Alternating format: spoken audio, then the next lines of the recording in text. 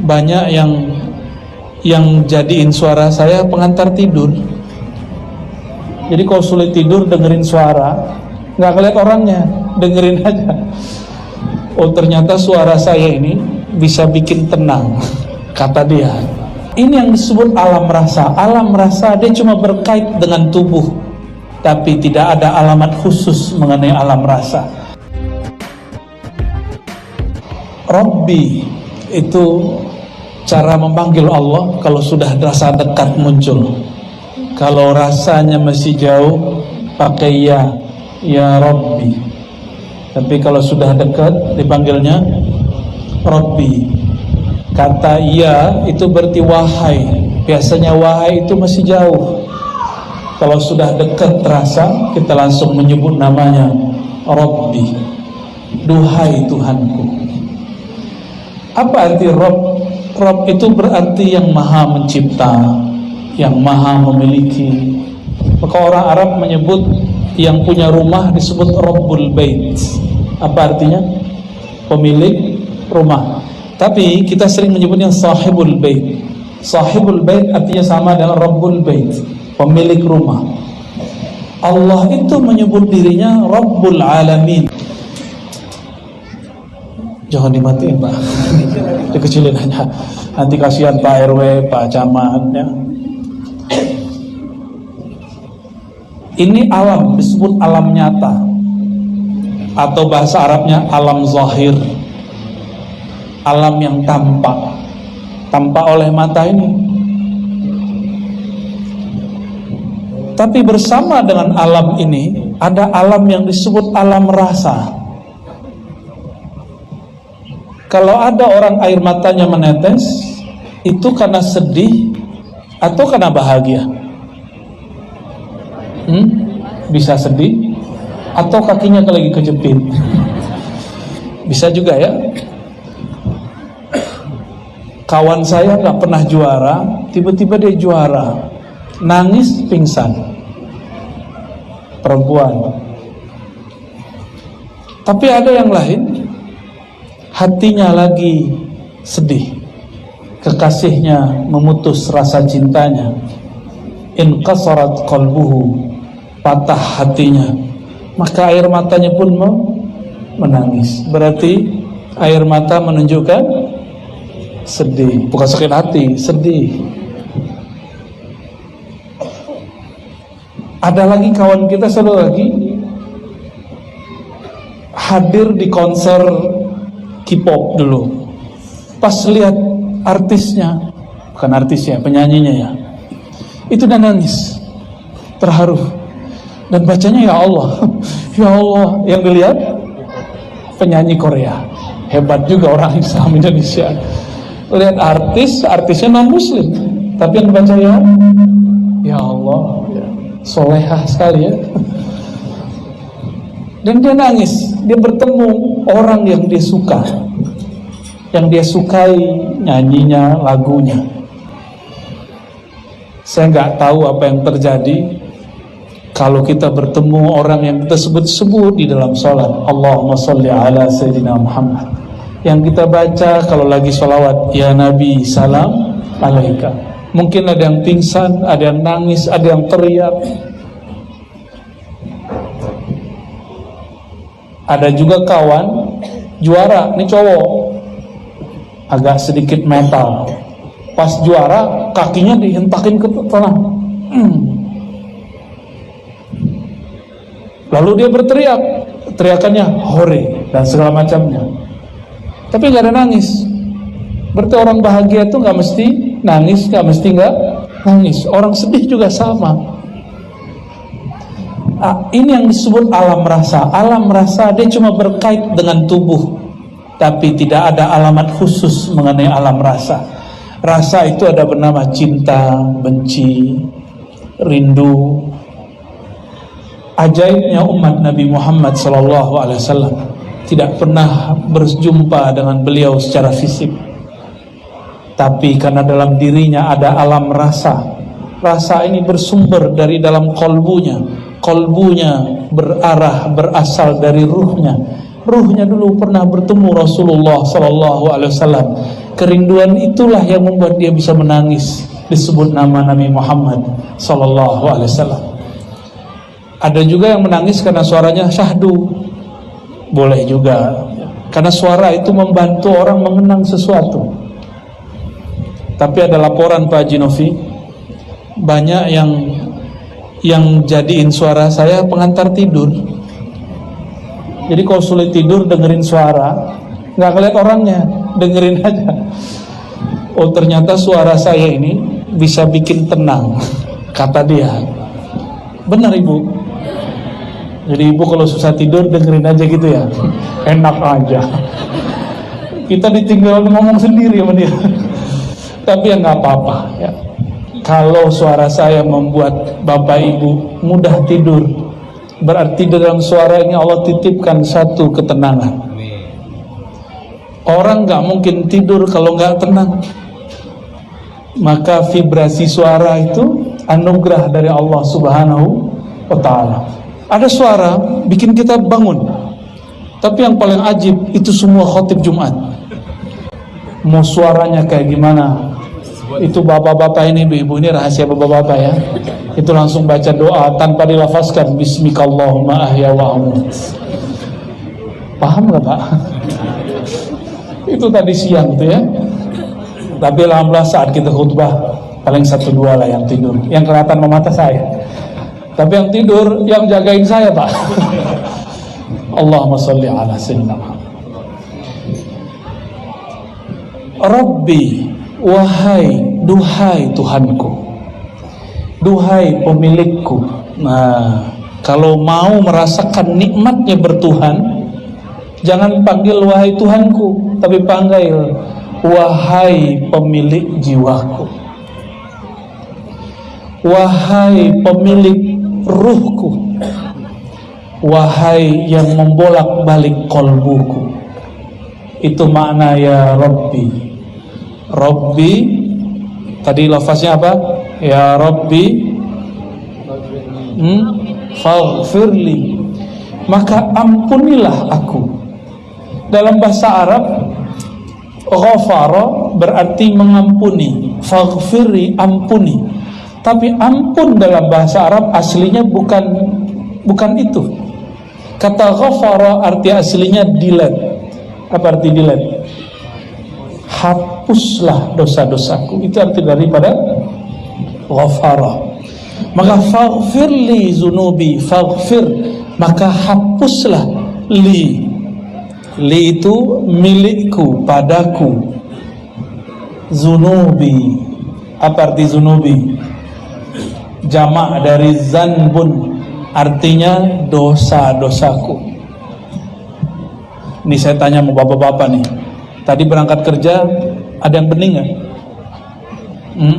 Ya, matanya melototin nggak? Tuh dosa tuh dah ya.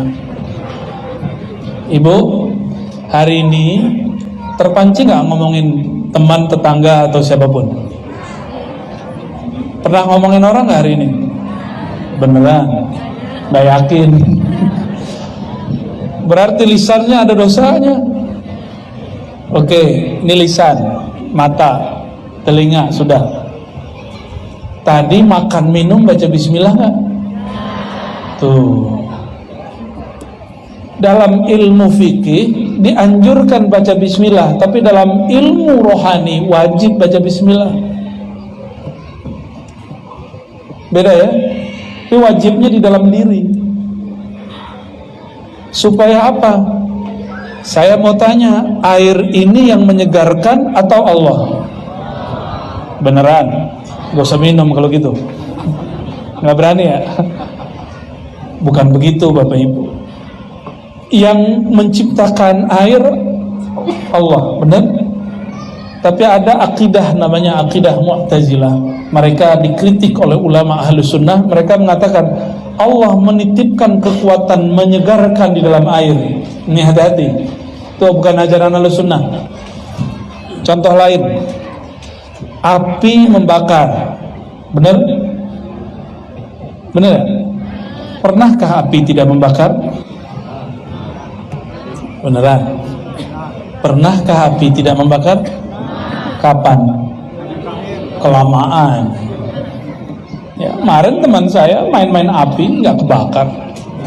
Di Banten, di Padang, di Aceh masih ada, ya, di Palembang masih ada. Itu tari piring, tau nggak tari piring? Tari piring, penutup tari piring itu piringnya diinjek-injek, nggak ada yang luka. Diambil api, dimainin, nggak ada yang kebakar. Satu rambut pun nggak kebakar. Berarti api belum tentu membakar kecuali diizinkan Allah Subhanahu wa Ta'ala. Pasti ada dokter di sini. Pak Haji Novi anaknya pun juga dokter. Yang menyembuhkan obat atau siapa? Ya, beneran nih. Coba nggak minum obat, nggak begitu juga. Nabi mengatakan tadawau ibadallah, berobatlah wahai hamba Allah. Kalau bukanlah ada hadis ini, kita nggak usah berobat. Tapi kan ada perintah tadawau ibadallah, berobatlah hai hamba-hamba Allah, maka kita berobat. Kenapa kita makan? Karena ada ayat kulu washrabu, makan dan minumlah. Kalau nggak ada ayat ini, kita juga nggak makan minum. Sudah Pak, nggak usah pakai Eko Pak ya. Teman saya namanya sudah Mas Eko.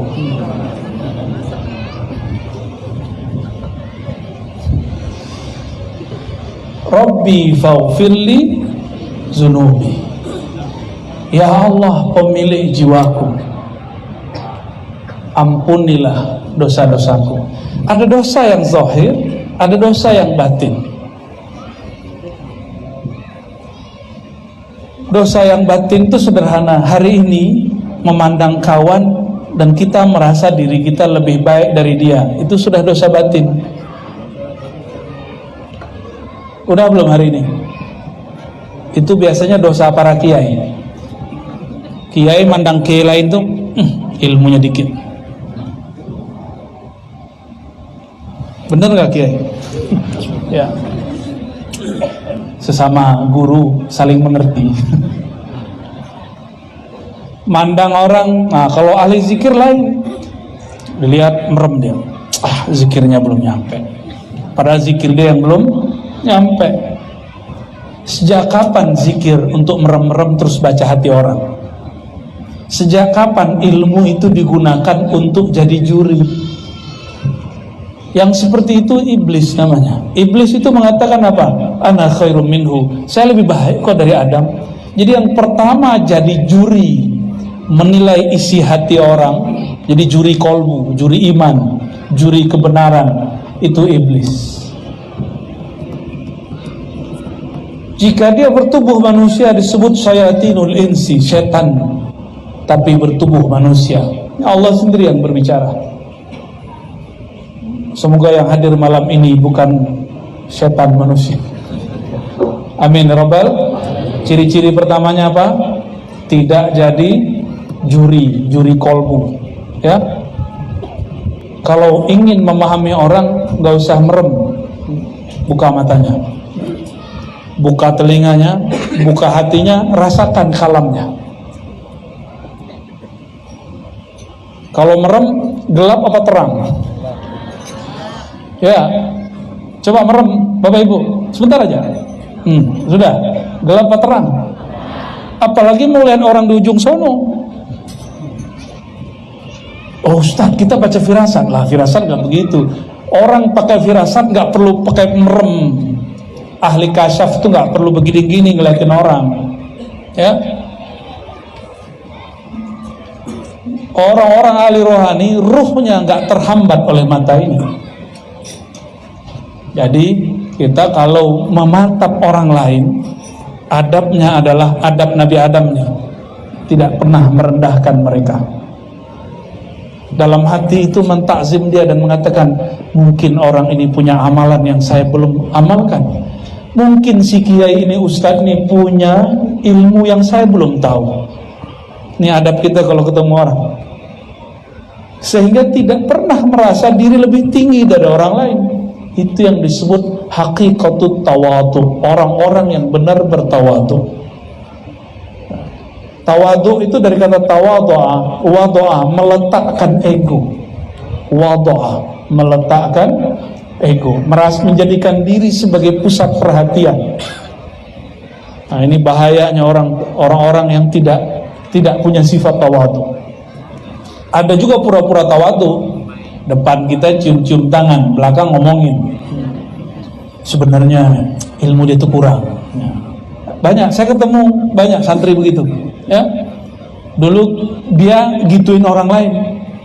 Ternyata satu pelajaran hebat yang ada di alam semesta ini, kalau ada orang bicarain orang lain depan kita, nih temen nih ngomongin orang lain, siap-siap 1 jam setelah itu atau esok kita juga dibicarakan dia di depan orang lain. Ya, jadi kalau ada orang suka ngegosip, alihkan ke yang lain, jangan ikut-ikut, karena al-mustami' syarikani, orang yang dengar sama-sama dapat, bukan pahalanya, di gelapnya. Jamaah yang muliakan Allah, faghfir li zunubi, ampuni, hapus dosaku. Dosa yang paling bahaya itu dosa yang tidak tampak, dosa merasa lebih dari orang lain. Kalau ibu-ibu secara fisik mungkin wajahnya, kalau lagi arisan tasnya bu ya, bener ya.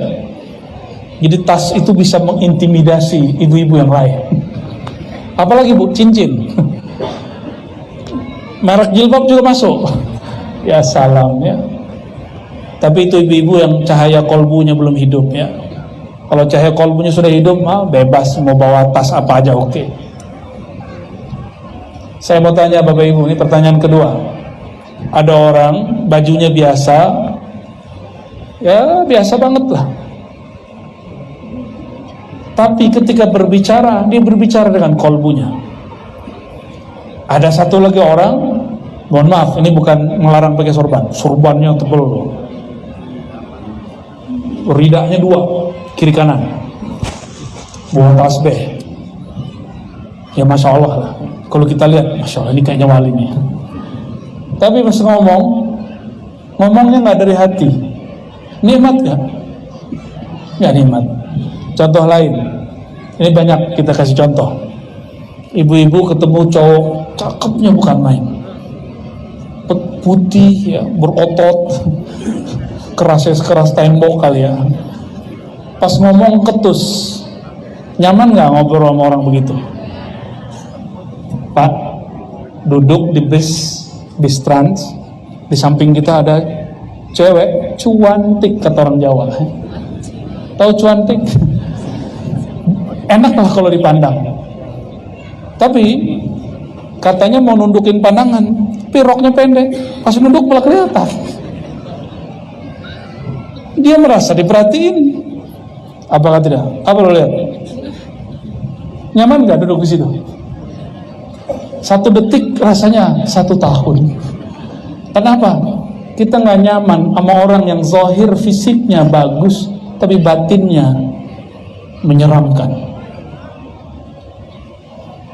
Oleh karena itu, yang mesti diperbaiki di dalam ini, itu yang kasar dilembutkan, yang sombong kemudian ditawadukkan, yang belagu dibuat dia lebih terpelajar, terdidik, supaya orang-orang siapapun bertemu dia merasa nyaman, walaupun wajahnya nggak charming, walaupun penampilannya nggak branded, tapi kolbunya branded, made in Allah.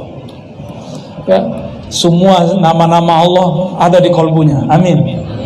Itu baru nyaman kita duduk di sana. Kenapa orang rindu mau bertemu guru? Kenapa kita rindu ke Ka'bah? Karena di situ kita menyebut-nyebut nama Allah. Rindu kepada guru, karena ketemu guru kita ingat kepada Allah. Allah itulah sumber asal semuanya. Jika kita merindukan kampung, karena asal kita dari kampung A, kampung B, kampung hakiki rohani ini adalah nurnya Allah Subhanahu wa ta'ala. Jadi ketika kita berdoa, Rabbi, nah lagi berdiri berdoa, kata Nabi, tidaklah seorang hamba rafa'a yadayhi, mengangkat tangannya, melainkan Allah malu tidak mengabulkannya. Innallaha hayyun, ya. Sungguh Allah malu jika ada orang mengangkat tangannya tapi Allah belum menjawabnya. Maka mengangkat tangan waktu doa itu bagian dari sunnah Nabi. Cuma pas Jumatan tadi mata saya sedikit ngintip. Kalau khotib boleh ngintip nggak? Boleh ngintip jamaah nggak kalau lagi khotib? Ya, pas lagi khotib ada nggak mau angkat tangan? Kita usut-usut penampilannya, oh dia suka membid'ahkan orang, ya. Bagi dia ngangkat tangan lagi doa itu bid'ah. Udah pernah digituin belum? Di Batam ada loh orang begitu, ngangkat tangan lagi. Jadi yang benar bagi dia itu kalau doa lagi khutbah begini, itu mah khotib. Jamaah jangan. Jadi ada jamaah ngangkat tangannya begini kalau doa, Allahumma fir lil mu'minina wal mu'minat. Wah, dia khotib tuh. Yang dibolehkan, dianjurkan, disunnahkan begitu siapa? Itu khotib. Kalau bukan khotib nggak dianjurkan. Jadi mau siapapun, apapun keadaannya, kalau lagi berdoa mengangkat tangan itu cara mustajab. Cara mustajab. Kalau lagi kunut subuh ada doa tolak bala, tangannya gimana? Allahumma srif anna. Ini bukan buatan Imam Syafi'i, apalagi buatan Kiai Luqman, bukan, ya. Bukan buatan MUI juga. Ini dari Nabi SAW. Dalam hadis Abu Daud dikatakan, Nabi iza da'a bibatni kaffi. Nabi jika berdoa yang dibuka telapak tangannya. Kalau ista'aza, kalau beliau berlindung, bizahri kaffi atau kaffai, maka beliau berdoa begini. Kalau minta perlindungan, doa tolak bala itu doa minta dilindungi, maka tangannya boleh begitu, ya. Jadi kalau ada nanti dengar di lafaz-lafaz doa, Allahumma srif anna, begini tangannya, ya. Kalau faghfirli berdoa meminta atau berlindung, berarti tangannya begini, ya.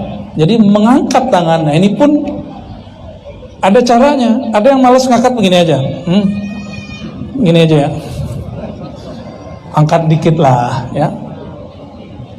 Nabi jika berdoa lagi berdiri tangannya agak naik, ya, agak naik. Khusus di hari-hari tertentu di padang Arafah lagi istisqa. Dua riwayat ini Nabi kalau berdoa tangannya diangkat sampai ke wajahnya. Sehingga kata sahabat, Nabi itu kulitnya putih sekali. Mohon maaf, kulit bagian ketiaknya itu kelihatan putihnya bukan main. Yura bayadu ibtih, terlihat putihnya bagian ketiak Nabi SAW. Jadi ngangkat tangan itu bagian dari sunnah kapanpun, ya. Tapi kalau doa nggak angkat tangan boleh nggak? Boleh nggak, Bu? Kita sholat baca doa iyyaka na'budu, tangannya di mana? Boleh kok, nggak apa-apa. Duduk antara dua sujud bacanya apa? Rabbighfirli warhamni, itu doa dan nggak ngangkat tangan, ya. Baik. Lalu ada kalimat penting di situ. Ini yang jadi inti kajian kita malam ini. Bibarkatil habibi, gimana bacanya? Udah jadi bahasa Indonesia. Dengan berkat sang pemberi petunjuk Nabi Muhammad sallallahu alaihi wasallam. Bibarkatil habib, bibarkatil hadi, artinya sama, itu disebut tawassul. Apa artinya? Arti tawassul apa? Apa arti tawassul? Doa meminta. Kalau tawassul, tawassala ya tawassalu. Kita sering juga sebut wasilah. Sering baca ati sayyidina Muhammadanil wasilah wal fadilah. Wasilah, kata lainnya tawassul, perantara. kawan kita ngomong gini, langsung saja kepada Allah, kan Allah dekat. Gimana jawabnya? Allah benar dekat. Ayo jamaah, ini kayak tauhid yang bermasalah semua nih. Allah dekat kan? Beneran? Karena ditanya barusan ya, diancam barusan. Allah benar dekat. Ya, sudah merasa dekat belum?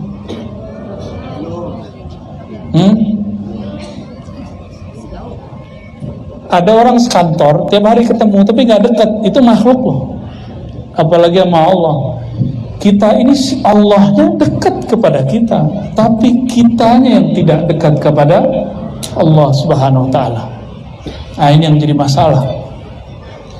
Karena kita tidak merasa dekat kepada Allah, kita perlu ada orang yang menghantarkan kedekatan ini kepadanya.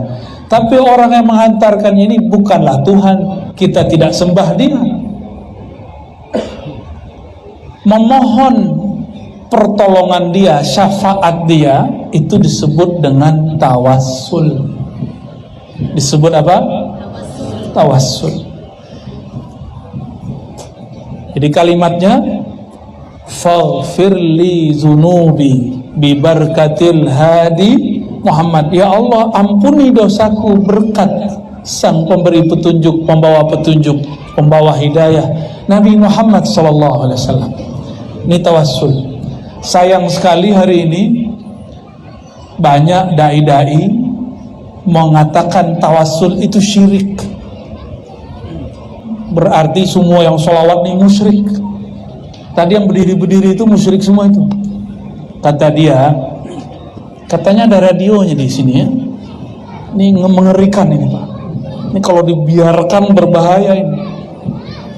Di beberapa negara di Asia Selatan itu India, Pakistan, Bangladesh, Sri Lanka, Afghanistan, orang lagi maulid karena dianggap musyrik oleh orang yang agak miring pemahamannya ini, dia bom. Lagi maulid di gedung dibom. Orang baca nama Nabi Muhammad dibom.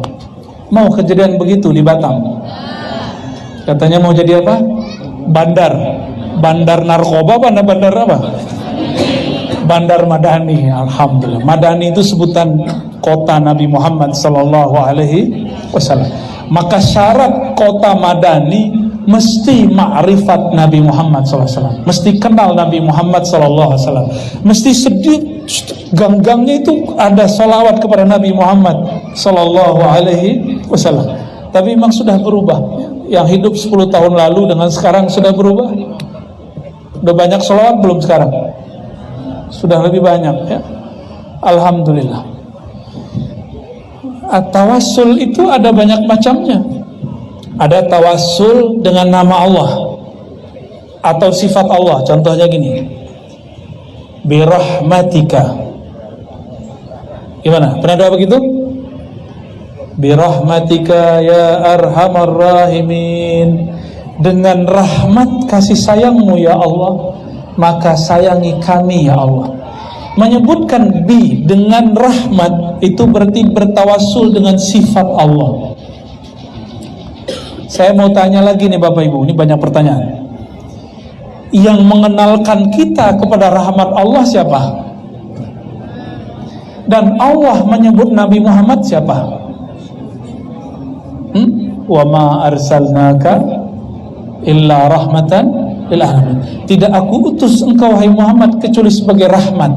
Maka birahmatika boleh berarti dengan sang duta rahmat Nabi Muhammad sallallahu alaihi wasallam. Karena kita nggak bisa membayangkan rahmat Allah kecuali lewat ajaran Nabi Muhammad sallallahu alaihi wasallam. Qalbu Nabi, ruh Nabi itu pancaran nama dan sifat Allah.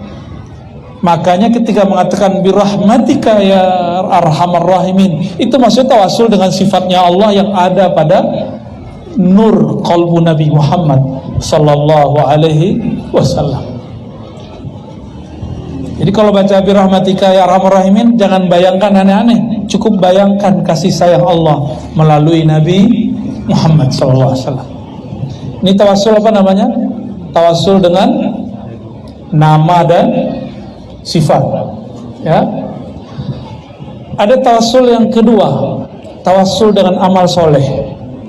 Pernah dengar ada 3 orang lah jalan-jalan, 3 pemuda yang soleh, tiba-tiba masuk goa, goanya ketutup. Masih ingat? Beneran ingat nih? Ceritanya 2 halaman soalnya, jadi saya akan ceritain. Yang pertama, dulu dia punya orang tua, nggak makan dan minum kecuali orang tuanya makan minum dulu. Yang kedua, orang ini punya kesempatan untuk melecehkan putri dari pamannya. Tapi ketika si putri itu mengatakan, ittaqillah ya akhi, takutlah kepada Allah wahai saudara sepupuku, dia langsung mental dan dia kemudian tobat kepada Allah. Berarti dia punya kesempatan tapi dia tidak lakukan. Maka orang-orang yang berkesempatan maksiat lalu tidak bermaksiat, Allah berikan nur dalam dirinya. Dan yang ketiga, ada orang punya pekerjanya dikasih gaji, tapi gaji mau dikasih dia hilang. Dia pikir nih gaji mau diapain, akhir dibeliin domba betina. Domba betinanya beranak pinak. Setelah sekian tahun, dombanya puluhan.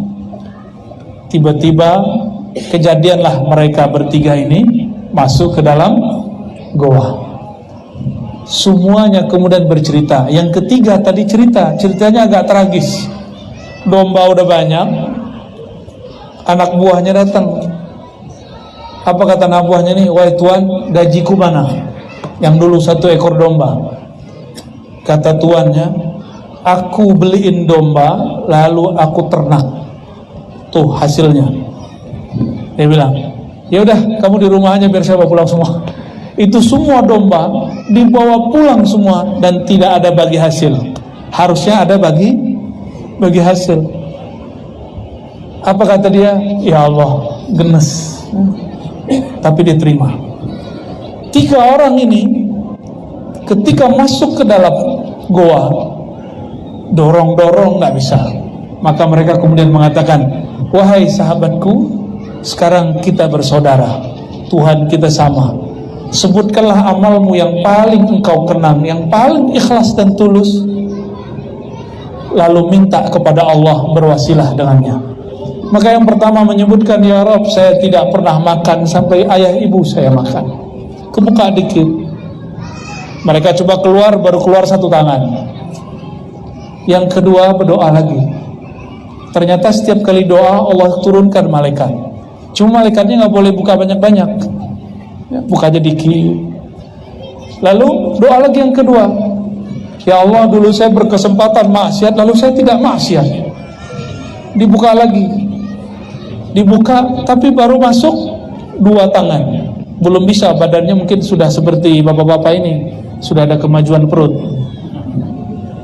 Dan yang ketiga, ya Allah, maka ini yang paling hebat.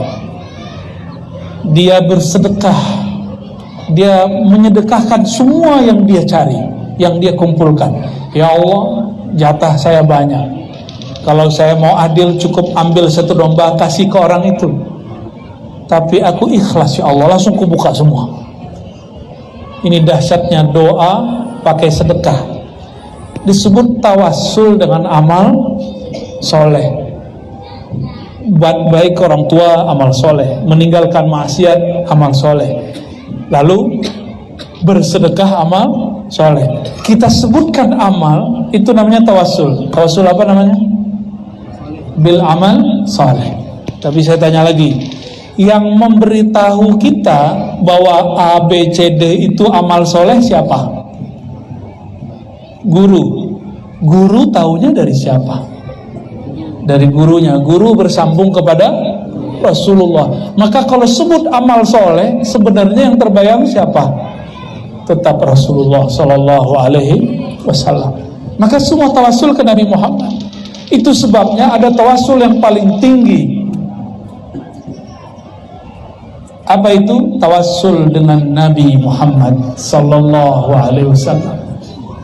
Ya, Jadi ketika mengatakan bibarakatil hadi, dengan keberkahan Nabi Muhammad yang bergelar hadi, sang pembawa, sang pemberi petunjuk, maka ya Allah ampuni dosa kami. Itu namanya tawassul. Sayangnya beberapa pesantren sekarang ngajarin kitab kalau tawassul itu syirik. Ya, ternyata kitabnya karya ulama Wahabi di Saudi, masih hidup, namanya Saleh Fauzan. Ini di mana-mana kita sampaikan, karena saya melihat di Batam mulai banyak pesantren. Moga para kiai jangan cuma buat pesantren, perhatikan kurikulumnya. Ini generasi kita berbahaya. Kata Syekh Saleh Fauzan, bertawassul dengan Nabi, dengan orang soleh yang sudah mati dan tidak di hadapan kita, itu asyirkul akbar, syirik paling besar. Bagi ulama ahlu sunnah, bertawassul itu bukan syirik akbar, justru ibadah yang tinggi. Bagi mereka disebut syirik akbar. Beda nggak ajarannya? Beda, Pak. Maka kalau ada kiai masih sok-sok nggak apa-apa, ya, kita toleransi. Antum toleransi sama orang yang toleransi, sama orang yang nggak toleransi, orang begini harus diberesin dulu, bukan dihancurkan. Harus beresin cara berpikirnya. Kalau nggak nanti jadi benalu di umat Islam, ya. Namanya apa tadi? Tawassul. Ada tawassul cara lain yang nggak disebut tadi di satu kitab. Tawassul dengan asar Nabi Muhammad SAW. Tawassul dengan bekas-bekas yang ditinggalkan Nabi Muhammad SAW. Cuma sayang, ini butuh pembuktian kuat. Misalnya rambut Nabi, kalau kain yang nutupin kuburan Nabi, kiswa. Nah, ini rentan. Ada mafia juga di situ, ya. Mafia tabarruk, mafia ngambil berkat, hati-hati. Oh, nih rambut Nabi nih, belum tentu rambut Nabi, harus dibuktikan. Didapat dari siapa, dapat dari museum mana. Hati-hati juga, ya. Kita tidak pernah menolak bertabarruk. Tabarruk artinya ngalap berkah, menyerap keberkahan. Berkah itu kebaikan yang Allah turunkan kepada benda-benda tertentu. Mungkin nggak? Bentuk tabarruk paling jelas, orang sakit minum obat, giliran berobat boleh, giliran nyelupin rambut Nabi ke air dianggap syirik. Ya, ada yang begitu. Ya, suatu kali Sayyidatuna Aisyah sakit. Sayyidah Aisyah ini, ibu-ibu nggak ada yang berani. Sayyidah Aisyah ini Sayyidah Kuburiyah. Apa artinya? Biasanya Rijal Ansar ngerti artinya nih. Penghulu kuburiyun, kuburiyat. Kok bisa saya ngomong begini? Ini bukan penghinaan, ini justru pujian. Nabi SAW wafat, dikuburkan di mana? Di kamar Sayyidah Aisyah. Meninggal ayahnya Sayyiduna Abu Bakar, dikuburkan di mana? Di kamar Sayyidah Aisyah. Dan Sayyidah Aisyah belum pernah tinggal di luar, masih tinggal di rumahnya, tinggal bersama kubur. Nah, ibu-ibu berani gak? Bapaknya mati, maaf ya, wafat, terus tinggal di kubur, berani gak? Atau suaminya meninggal, kan sehidup semati gitu ya. Kubur di kamar, tidur dekat kubur, berani gak? Ternyata cintanya hanya sampai liang kubur. Siap-siap Pak ya, ditinggal pas dikubur. Maksudnya apa saya ngomong begini? Sekarang orang ada yang nggak mau sholat di masjid yang di sampingnya ada kubur. Aneh nggak? Sayyidah Aisyah di dalam kamarnya itu beliau ngapain aja? Nggak tidur doang, beliau juga sholat di situ, zikir di situ, baca Quran di situ, menjawab pertanyaan fatwa-fatwa orang di situ. Saya mau tanya, kapan Sayyidah Aisyah keluar? Ada yang tahu? Yang tahu nih, dapat? Hah? Aduh, bingung nih, ada 2 orang nih. Nggak jadi deh.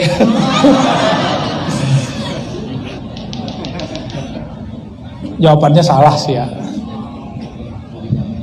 Sayyiduna Umar wafat. Sayyidina Umar nanya, wahai ibunda kami, izinkan saya Al-Fakir Umar berkubur dekat guru kami Abu Bakar dan kekasih kami Rasulullah Sallallahu Alaihi Wasallam. Tuh, jawabannya tadi Abu Bakar ya. Dari Abu Bakar ke Umar, Umar itu berapa tahun memimpin? Ada yang tahu? Serban tidak jadi laku. Ya. Lama. Sayyidina Umar memimpin itu lama. Berarti Sayyidah Aisyah bertahun-tahun tinggal di samping kubur, sholat dekat kubur, samping-sampingan kok. Nggak ada urusannya dengan syirik. Nggak ada urusannya dengan syirik. Jadi aneh jika ada seorang syekh namanya Syekh Albani nggak mau lagi sholat di Masjid Nabawi karena nggak mau dengerin fatwa dia. Apa kata dia? Keluarkan kubur Nabi dari masjid. Ini fatwa dia. Ngeri nggak fatwa begini? Ngeri fatwa begini. Dan saya sudah banyak ketemu teman, udah lama nggak ketemu. Kita sholat di suatu masjid, janjian di situ, nggak mau dia sholat di situ. Pas kita tanya, kenapa nggak sholat bro? Oh, nggak pakai bro, pakai akhi sekarang. Akhi, kenapa kamu nggak sholat di sini? Mending pakai bahasa Arab sekalian, dia nggak bisa jawab. Ya? Tahu nggak bahasa Arabnya? Kok kamu nggak sholat di sini? Gimana bahasa Arabnya, Cung? Wah, itu bahasa Arab santren, Cung. Limadza la tusalli huna? Bahasa Arab kartun begitu ya. Bolehlah ya. Kayaknya jatah ente nih, Cung.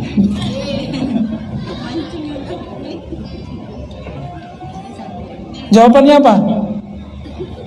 Itu masjid ada kuburannya. Pas dicek kuburan bapaknya sendiri. Ternyata bapaknya dulu masih ada kait-kait dengan wakaf masjid. Sampai begitu orang hari ini didoktrin masalah kuburan. Ya, kalau orang bertauhid nggak ada masalah, mau kubur mau apa nggak ada masalah. Ya, jadi Bapak Ibu, kita ini bukan penyembah kubur, benar nggak? Kita kalau ziarah kubur doain orang di kubur atau minta ke kubur?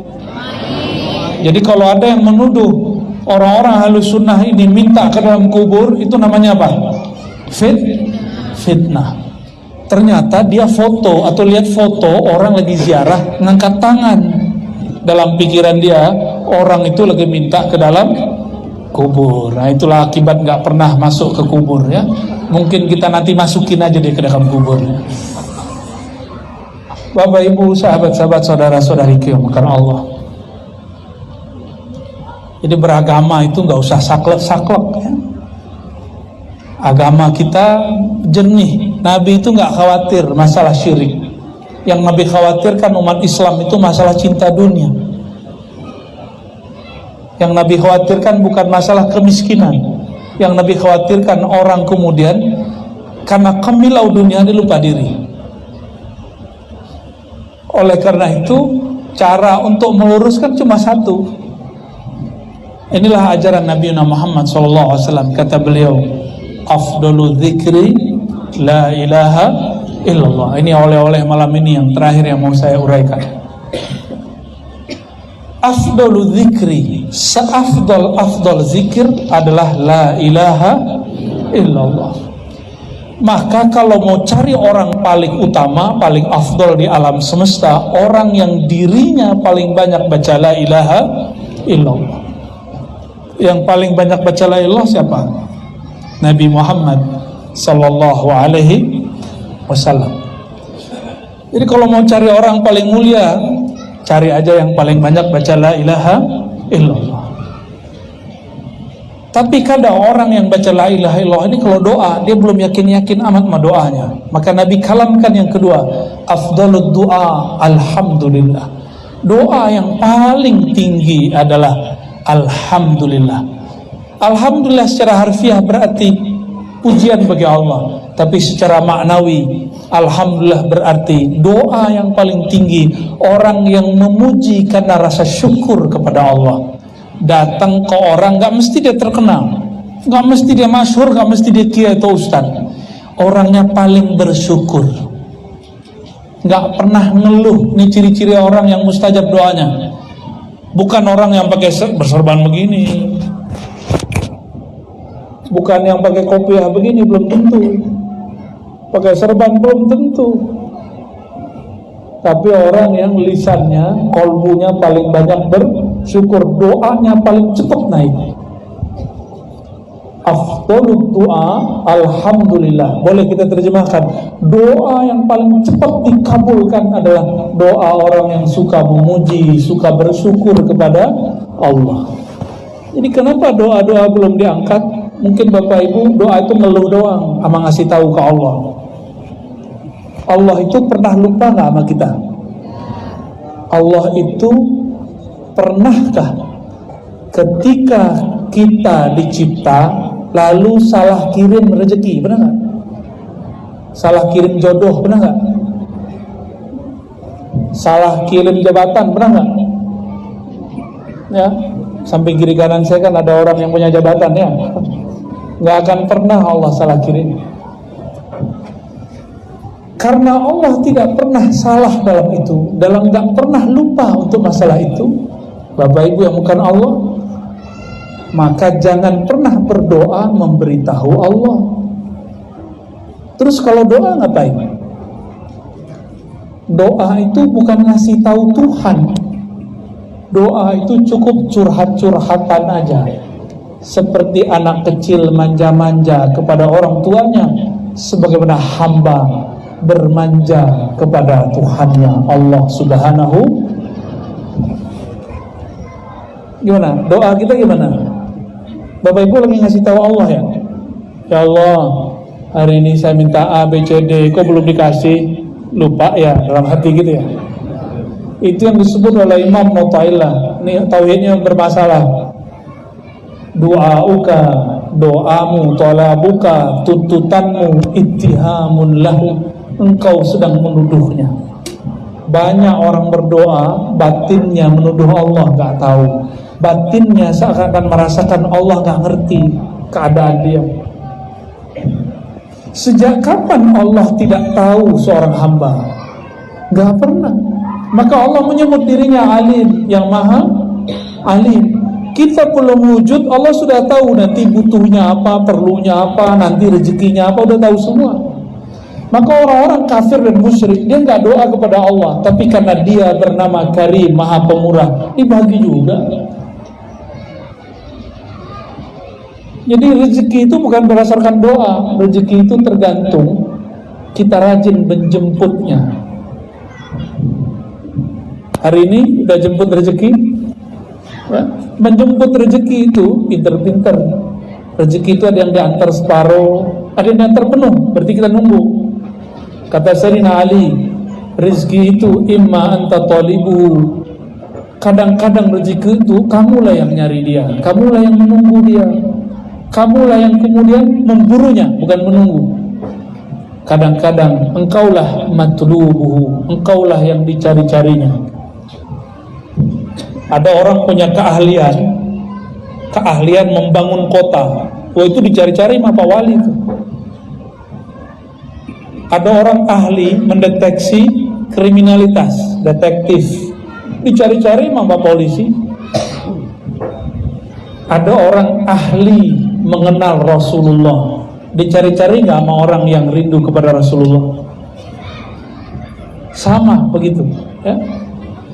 Bapak Ibu, saudara-saudariku yang bukan Allah, maka ketika kita berdoa, sebutlah orang yang paling dekat kepada Allah.